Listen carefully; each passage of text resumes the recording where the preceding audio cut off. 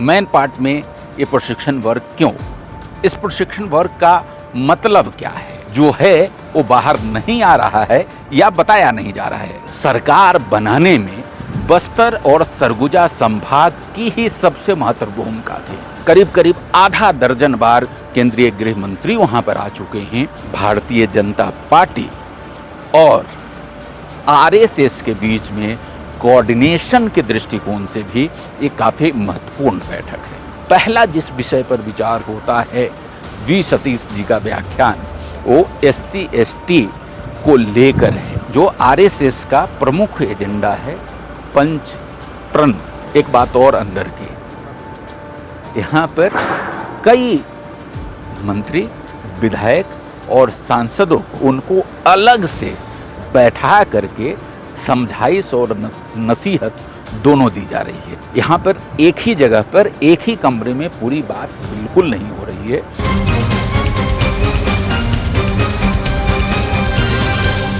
Bharatiya Janata party के सांसद और विधायकों का 3 दिवसीय प्रशिक्षण वर्ग जो है वो मैन पार्ट, छत्तीसगढ़ के शिमला कहे जाने वाले मैन पार्ट की खूबसूरत वादियों में संपन्न हो रहा है। आखिर क्यों मैन पार्ट में ये प्रशिक्षण वर्ग क्यों? इस प्रशिक्षण वर्ग का मतलब क्या है, उद्देश्य क्या है, और जो कहा जा रहा है क्या केवल इतने ही मायने हैं, केवल उतना ही यहाँ हो रहा है, या उससे कुछ ज्यादा भी है जो है वो बाहर नहीं आ रहा है या बताया नहीं जा रहा है। नमस्कार, मैं हूँ डॉक्टर संजय शेखर और आप देखना शुरू कर चुके हैं एडिटर जी न्यूज।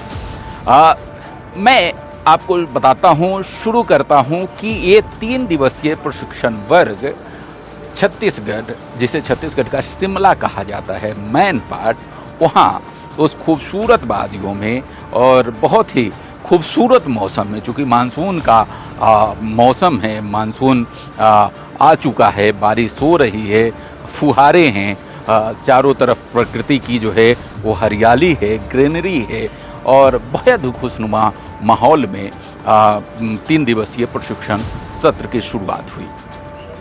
यूँ तो कहा यह जा रहा है कि भारतीय जनता पार्टी की रीति नीति है, भारतीय जनता पार्टी अपने कार्यकर्ताओं को, अपने नेताओं को, अपने जनप्रतिनिधियों को लगातार प्रशिक्षण देती है और उसी कड़ी में ये भी एक प्रशिक्षण वर्ग यहाँ पर चल रहा है। लेकिन क्या बात यही है, इतनी ही है?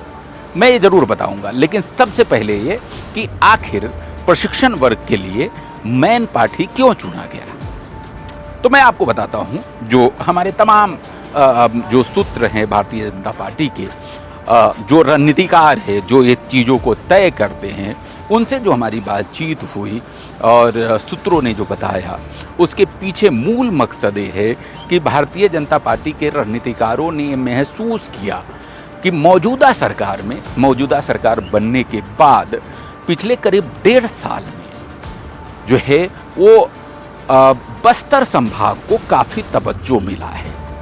मैदानी इलाके तो ठीक अपनी जगह है, लेकिन सरगुजा संभाग को जिस तरह से तवज्जो मिलना चाहिए उस तरह का तवज्जो ठीक है। छत्तीसगढ़ के मुख्यमंत्री यहाँ से आते हैं, 3 मंत्री यहाँ से है, लेकिन सरकार की मौजूदगी का एहसास जिस तरीके से बस्तर संभाग को हो रहा है, उस तरीके से सरकार और संगठन की मौजूदगी का एहसास सरगुजा संभाग को नहीं हो रहा था। जबकि सरकार बनाने में बस्तर और सरगुजा संभाग की ही सबसे महत्वपूर्ण भूमिका थी। सबसे महत्वपूर्ण भूमिका इसलिए क्योंकि सरगुजा संभाग की सभी सीटें भारतीय जनता पार्टी ने जीती थी। इस संभाग में कांग्रेस का खाता भी नहीं खुला था, जबकि यहीं से कांग्रेस के तत्कालीन वरिष्ठ नेता और उस समय के उप मुख्यमंत्री TS सिंहदेव यहीं से आते हैं। दूसरा, बस्तर से भी पूरी की पूरी सीटें भारतीय जनता पार्टी को मिली थी। कांग्रेस के तमाम दिग्गजों को हार का सामना करना पड़ा था। लेकिन इसके बाद जब सरकार बनी तो बस्तर न केवल भारतीय जनता पार्टी की मौजूदा जो विष्णुदेव साय सरकार है उसकी प्राथमिकताओं में शामिल रहा, वहाँ तमाम दिग्गजों का लगातार आना जाना होता रहा। करीब करीब हर एक महीने भारतीय जनता पार्टी के तमाम दिग्गज वहाँ पर पहुँचते हैं। अब तक करीब करीब आधा दर्जन बार केंद्रीय गृह मंत्री वहाँ पर आ चुके हैं और डेवलपमेंट के दृष्टिकोण से भी, राजनीतिक इच्छा शक्ति के दृष्टिकोण से भी बस्तर जो है वो उनके एजेंडे में काफ़ी महत्वपूर्ण है और वहाँ पर सरकार की मौजूदगी, संगठन की मौजूदगी लगातार दिखती रही है। लेकिन सरगुजा में इस तरह का कोई बड़ा आयोजन और तमाम लोगों की मौजूदगी नहीं दिख रही थी, जबकि 1.5 साल होने को है, दूसरा 1.5 साल संपन्न हो चुका है, दूसरा साल होने को है और तीसरे साल भारतीय जनता पार्टी अपने चुनाव की तैयारी शुरू कर देती है। तो ऐसे में सरगुजा में तमाम भारतीय जनता पार्टी के दिग्गजों का, सरकार के तमाम लोगों का, पूरी सरकार का, तमाम विधायकों का, तमाम मंत्रियों का यहाँ होना, सांसदों का होना अपने आप में एक संदेश देता है सरगुजा संभाग को और यहाँ पर सरकार की मौजूदगी, संगठन की मौजूदगी दिखती है। इस लिहाज से भी ये जगह का चुनाव किया गया था। अब दूसरी महत्वपूर्ण बात है कि क्या केवल एक सामान्य बात है ये प्रशिक्षण जो हो रहा है? आप 3 दिन का भारतीय जनता पार्टी की जो इस पूरे कार्यक्रम की जो रूपरेखा है उस पर अगर नज़र डालेंगे, बारीकी से गौर करेंगे तो भारतीय जनता पार्टी का ये कार्यक्रम संगठन के दृष्टिकोण से महत्वपूर्ण तो है ही, क्योंकि संगठन के विस्तार के दृष्टिकोण से, भारतीय जनता पार्टी के वोट बैंक को आगे बढ़ाने के दृष्टिकोण से, भारतीय जनता पार्टी के मौजूदा जो नेता और नेतृत्व करता है उनके व्यक्तित्व के दृष्टिकोण से, भारतीय जनता पार्टी के जो सरकार है उसके जनाधार और भारतीय जनता पार्टी के जनाधार को बढ़ाने के दृष्टिकोण से, इन तमाम दृष्टिकोण से ये काफ़ी महत्वपूर्ण है। लेकिन इस सबसे ज़्यादा महत्वपूर्ण है भारतीय जनता पार्टी और आरएसएस के बीच में कोऑर्डिनेशन के दृष्टिकोण से भी ये काफ़ी महत्वपूर्ण बैठक है। कोऑर्डिनेशन और भारतीय जनता पार्टी के साथ ही आरएसएस का जो एजेंडा है, आरएसएस की जो कार्य पद्धति है, आरएसएस का जो लक्ष्य है छत्तीसगढ़ को लेकर के या अखिल भारतीय स्तर पे जो लक्ष्य निर्धारित किए गए हैं, उस लक्ष्य की पूर्ति के लिए छत्तीसगढ़ में सरकार के साथ, भारतीय जनता पार्टी के सांसदों के साथ, विधायकों के साथ उसका कोऑर्डिनेशन किस तरीके से बेहतर हो, इस दृष्टिकोण से भी ये बैठक काफ़ी महत्वपूर्ण है और कहीं ना कहीं ये एजेंडा भी इस बैठक में शामिल है। मैं इसलिए कह रहा हूँ कि जब पूरी कार्यसूची पे आप नज़र डालेंगे तो कार्यसूची में आप देखेंगे कि भारतीय जनता पार्टी का एक बड़ा वोट बैंक जो अभी है, लेकिन वो हमेशा कांग्रेस के पाले में जाता रहा है, भारतीय जनता पार्टी के पाले में आता रहा है, कांग्रेस के पाले में जाता रहा है। मूल रूप से कांग्रेस का वोट बैंक SC ST। जब भारतीय जनता पार्टी के इस प्रशिक्षण सत्र की शुरुआत होती है तो भारतीय जनता पार्टी के इस प्रशिक्षण सत्र का पहला एजेंडा, पहला जिस विषय पर विचार होता है, वी सतीश जी का व्याख्यान, वो SC ST को लेकर है। SC ST में भारतीय जनता पार्टी के जनाधार को कैसे बरकरार रखा जाए। सरगुजा और बस्तर में जो 14 पूरी की पूरी सीटें भारतीय जनता पार्टी के पास आई है, इसको अगले चुनाव में किस तरीके से बरकरार रखा जाए, इसके लिए क्या किया जा सकता है और उसमें विधायकों की क्या भूमिका हो सकती है, सांसदों की क्या भूमिका हो सकती है, सरकार की क्या भूमिका हो सकती है, इस पर गहनता से विचार पहले ही दिन, पहले ही सत्र में वी सतीश जी ने किया। मैं आपको बता दूं, आरएसएस के जो छत्तीसगढ़ के प्रांत प्रचारक हैं, उनका एक सत्र, और उनके सत्र का विषय क्या है, जो आरएसएस का प्रमुख एजेंडा है पंच प्रण, उस विषय पर उनका व्याख्यान है। और इस व्याख्यान को अगर आप देखेंगे, इस एजेंडे को देखेंगे, तो ये भारतीय जनता पार्टी का भारतीय जनता पार्टी के साथ कोऑर्डिनेशन के दृष्टिकोण से, खासकर आरएसएस के कोऑर्डिनेशन के दृष्टिकोण से, विषय क्या है? विषय है हमारा विचार परिवार। हमारा विचार परिवार, पंच परिवर्तन एवं शताब्दी वर्ष की योजना।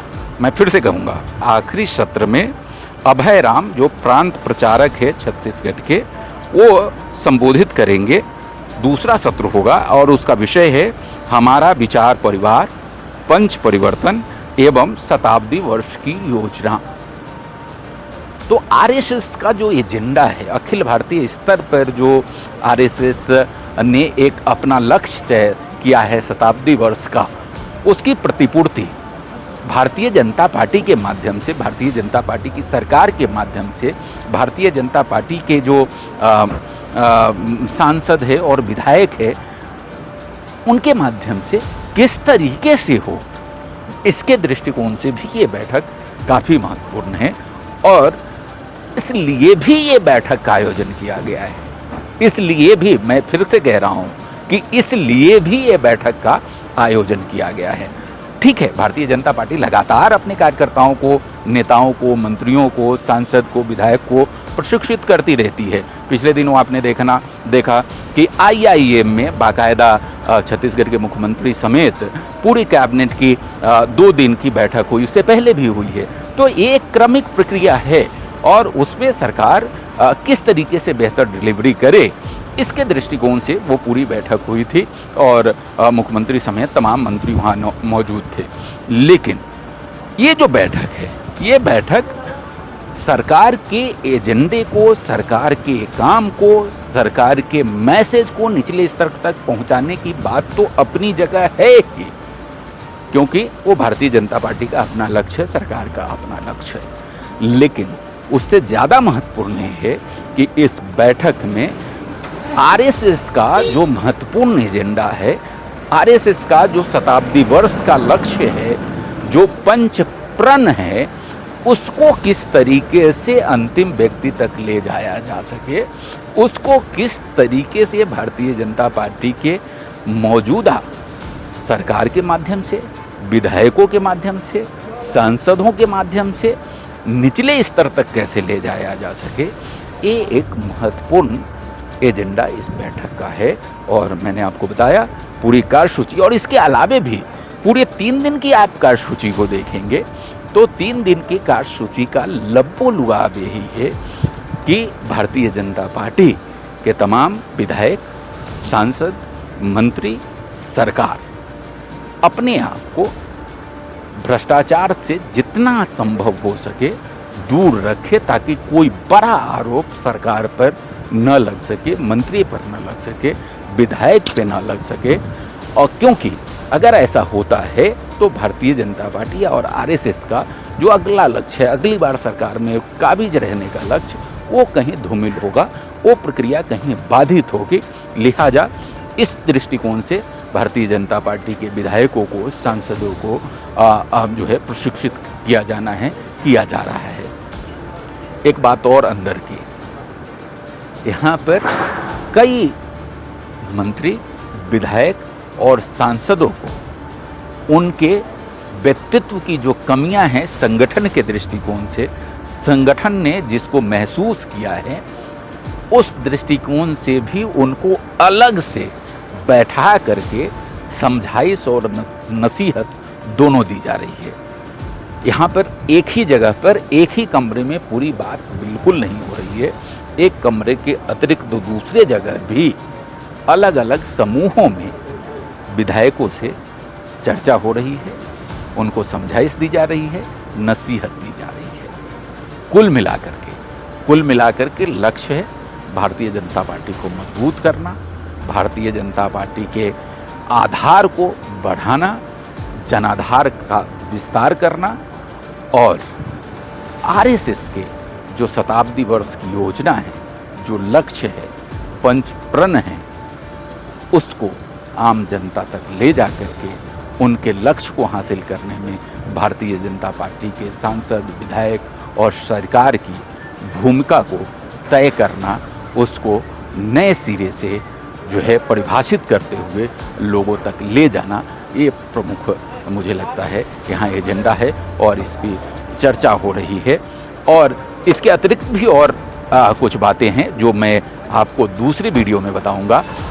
इस वीडियो में फ़िलहाल इतना ही। आपको अगर हमारा ये वीडियो अच्छा लगा तो आप इसे लाइक करेंगे, शेयर करेंगे और हमारा चैनल यदि अब तक आपने सब्सक्राइब नहीं किया है तो इसे ज़रूर सब्सक्राइब कर लें। अगली बार किसी अन्य विषय पर मैं आपके सामने हाजिर हूँगा। तब तक के लिए मुझे इजाज़त दें। नमस्कार।